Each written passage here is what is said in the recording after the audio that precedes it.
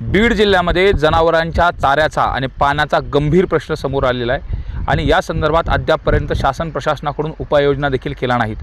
त्यामुळं जनावरं जगवायची कशी, जीवापल्याड जपलेली जी जनावरं आहेत त्यांच्या संदर्भात काय असा प्रश्न शेतकरी उपस्थित करत आहेत। माझ्या पाठीमागे आपण पाहू शकतोय अशा पद्धतीने ही जनावरं जी आहेत आटलेल्या तलावामध्ये ज्या ठिकाणी जो छोटा मोठा हिरवा चारा दिसतोय त्याच्यावरती भागवण्याचा प्रयत्न करतायत।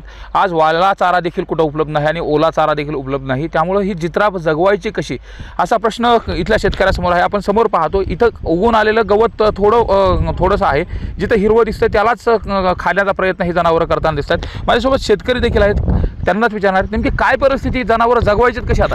जरूर जगवायची अडचण आली आता।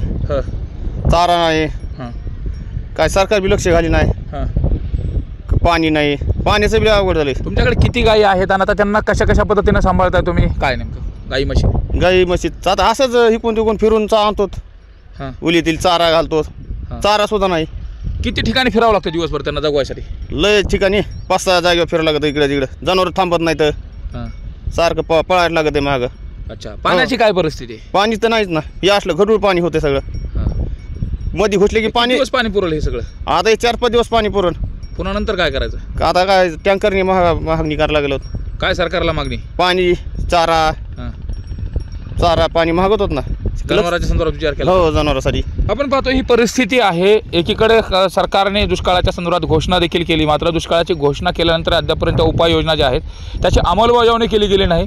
त्यामुळे नेमकी तळहाताच्या फोडाप्रमाणे जपलेली ही जनावरं जी आहेत ह्या जनावरांच्या संदर्भामध्ये नेमकं करायचं काय?